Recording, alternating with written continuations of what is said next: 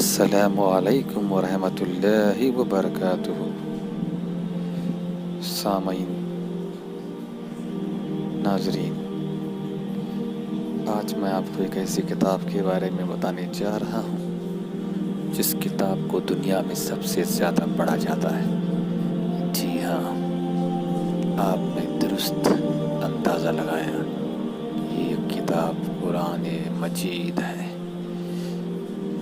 جس کے بارے میں شاعر نے بہت خوب کہا ہے، سب کتابوں سے بھلا قرآن ہے، سب کتابوں سے بھلا قرآن ہے، یہ ہمارا دین ہے، ایمان ہے، ہم کریں گے اس کی عزت اور ادب، ہم کریں گے اس کی عزت اور ادب، جسم میں جب تک ہمارے جان ہے۔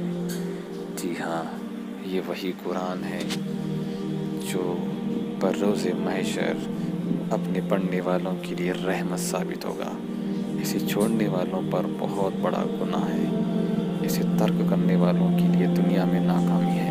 تو اسی لیے قرآن کو تھام لیں، آپس میں تفرقہ قائم نہ کریں، نہ بٹیں، اور سب ایک ہو جائیں، متحد ہو جائیں، کیونکہ قرآن ہی وہ کتاب ہے جس میں ہر مسئلے کا حل ہے، ہر پریشانی کا حل ہے۔